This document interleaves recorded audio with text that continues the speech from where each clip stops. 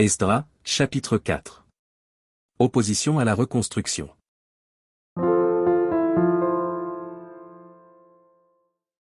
Les ennemis de Juda et de Benjamin apprirent que les fils de la captivité bâtissaient un temple à l'Éternel, le Dieu d'Israël. Ils vinrent auprès de Zorobabel et des chefs de famille, et leur dirent, « Nous bâtirons avec vous, car, comme vous, nous invoquons votre Dieu, et nous lui offrons des sacrifices depuis le temps d'Esarhaddon, roi d'Assyrie, qui nous a fait monter ici. » Mais Zorobabel, Josué, et les autres chefs des familles d'Israël, leur répondirent, « Ce n'est pas à vous et à nous de bâtir la maison de notre Dieu, nous la bâtirons nous seuls à l'Éternel, le Dieu d'Israël, comme nous l'a ordonné le roi Cyrus, roi de Perse. » Alors les gens du pays découragèrent le peuple de Juda, ils l'intimidèrent pour l'empêcher de bâtir. Et ils gagnèrent à prix d'argent des conseillers pour faire échouer son entreprise.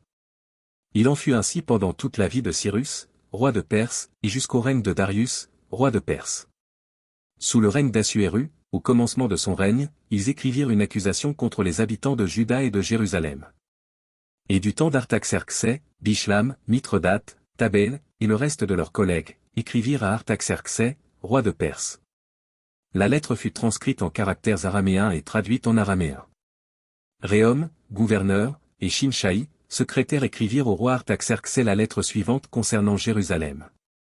Réhom, gouverneur, Shimshaï, secrétaire, et le reste de leurs collègues, ceux de Din, d'Arpharsatak, de Tarpel, d'Aphara, d'Érec, de Babylone, de Suse, de Déa, d'Élam. Et les autres peuples que le grand et illustre Osnappar a transportés et établis dans la ville de Samarie et autres lieux de ce côté du fleuve, etc.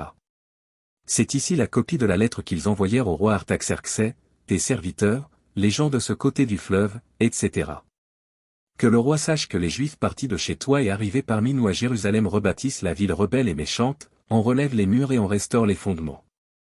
Que le roi sache donc que, si cette ville est rebâtie et si ses murs sont relevés, ils ne paieront ni tribut, ni impôt, ni droit de passage, et que le trésor royal en souffrira. Or, comme nous mangeons le sel du palais et qu'il ne nous paraît pas convenable de voir mépriser le roi, nous envoyons au roi ces informations. Qu'on fasse des recherches dans le livre des mémoires de tes pères, et tu trouveras et verras dans le livre des mémoires que cette ville est une ville rebelle, funeste au roi et aux provinces, et qu'on s'y est livré à la révolte dès les temps anciens. C'est pourquoi cette ville a été détruite.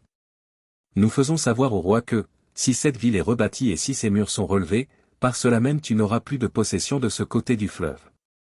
Réponse envoyée par le roi à Réhom, gouverneur, à Shimshaï, secrétaire, et au reste de leurs collègues, demeurant à Samarie et autres lieux de l'autre côté du fleuve, salut, etc. La lettre que vous nous avez envoyée a été lue exactement devant moi.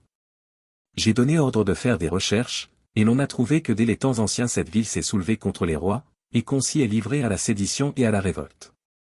Il y eut à Jérusalem des rois puissants, maîtres de tout le pays de l'autre côté du fleuve, et auxquels on payait tribut, impôts, et droits de passage. En conséquence, ordonnez de faire cesser les travaux de ces gens, afin que cette ville ne se rebâtisse point avant une autorisation de ma part. Gardez-vous de mettre en cela de la négligence, de peur que le mal n'augmente au préjudice des rois. Aussitôt que la copie de la lettre du roi Artaxerxès eut été lue devant Réhom, Shimshaï, le secrétaire, et leurs collègues, ils allèrent en hâte à Jérusalem vers les Juifs, et firent cesser leurs travaux par violence et par force. Alors s'arrêta l'ouvrage de la maison de Dieu à Jérusalem, et il fut interrompu jusqu'à la seconde année du règne de Darius, roi de Perse.